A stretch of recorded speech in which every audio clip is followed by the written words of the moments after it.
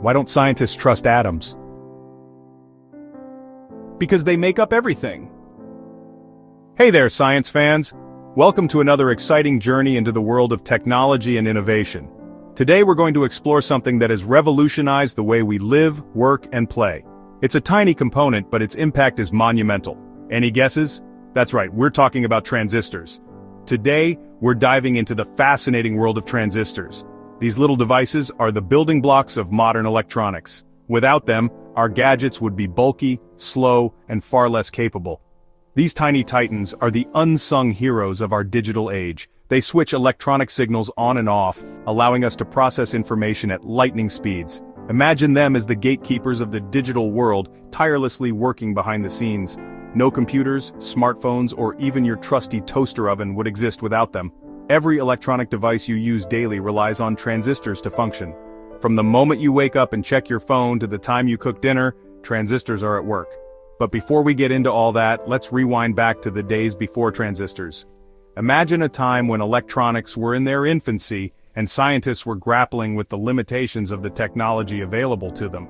Back then, electronics relied on bulky, inefficient vacuum tubes.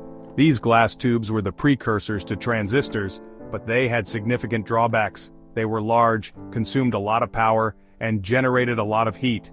Imagine light bulbs trying to do the work of tiny switches. That's what it was like.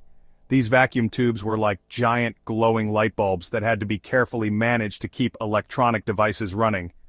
These vacuum tubes were power-hungry, slow, and prone to burning out, kind of like a student during finals week. Something had to change. The world needed a more efficient, reliable solution to keep up with the growing demands of technology.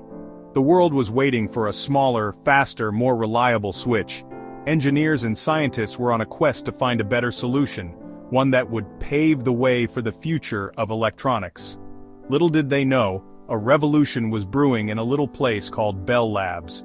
This was where some of the brightest minds of the time were working tirelessly to invent the next big thing in electronics, and what they came up with would change the world forever. Enter our heroes, William Shockley, John Bardeen, and Walter Brattain. These three men were not just ordinary scientists, they were pioneers, visionaries, and relentless pursuers of innovation. Each brought a unique skill set to the table, making their collaboration a perfect blend of theoretical knowledge and practical application. These brilliant minds at Bell Labs were on a mission to replace those clunky vacuum tubes. Vacuum tubes were the backbone of early electronics, but they were bulky, unreliable, and consumed a lot of power. The team knew there had to be a better way, a more efficient solution that could revolutionize the world of electronics. They experimented with a strange new material called a semiconductor. Not quite a conductor, not quite an insulator, kind of like a chameleon of the electrical world. Semiconductors had the potential to control electrical current in ways that were previously unimaginable, opening up a whole new realm of possibilities. Now, Shockley, the visionary of the group, had an idea for something called a field effect transistor. This device, he believed, could amplify electrical signals and serve as a switch, all in a much smaller and more efficient package than the vacuum tubes. But his initial attempts were, let's say, less than successful. The field effect transistor concept was brilliant, but the practical execution was fraught with challenges. Materials didn't behave as expected, and the early prototypes failed to deliver the desired results. Good thing he had Bardeen and Brattain, the dynamic duo of experimentation, on his team. Bardeen with his deep understanding of quantum mechanics, and Brattain with his hands-on experimental skills, complemented Shockley's theoretical prowess perfectly.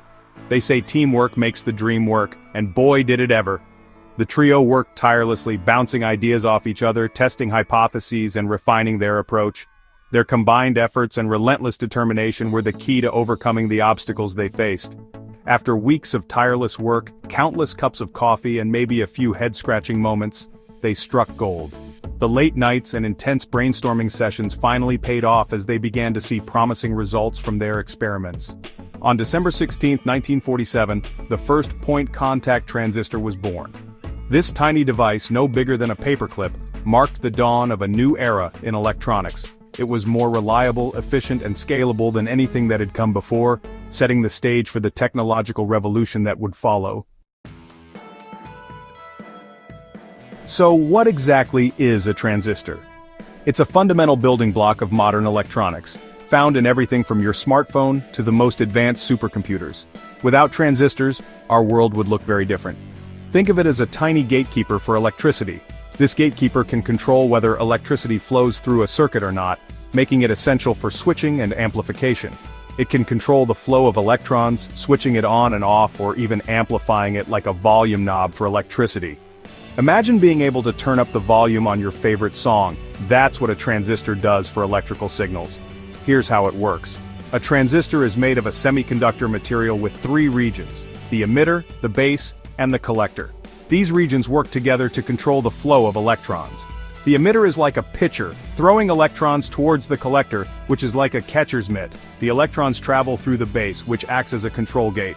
Now the base is the real MVP here. It's the region that controls the entire process. By adjusting the voltage at the base, we can regulate the flow of electrons. By applying a small voltage to the base, we can control the flow of electrons between the emitter and collector. This small voltage acts like a key, unlocking the gate for electrons to pass through. A small voltage at the base can unleash a much larger current between the emitter and collector. That's amplification, folks. This principle is what allows transistors to be used in amplifiers, radios, and countless other devices. It's the magic behind the scenes that powers our modern world. Transistors come in different flavors, each with its own special abilities. There are bipolar junction transistors, BJTs, and field effect transistors, FETs. BJTs are like sensitive friends. A small change in the base current can lead to a big change in the collector current. They're great for amplification and switching. FETs, on the other hand, are more like independent thinkers.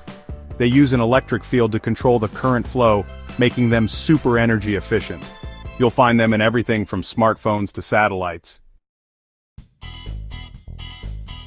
Section 5. Imagine a sprinkler system for electrons. Think of a transistor like a sprinkler system for electrons. The emitter is the water source, the collector is your thirsty lawn, and the base is the valve that controls the water flow.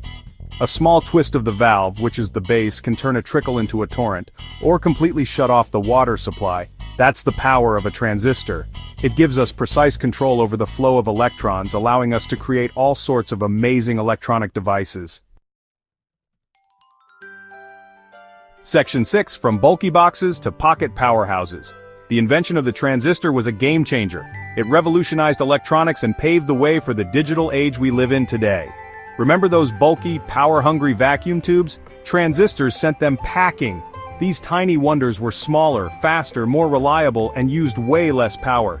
This meant we could cram more computing power into smaller and smaller devices.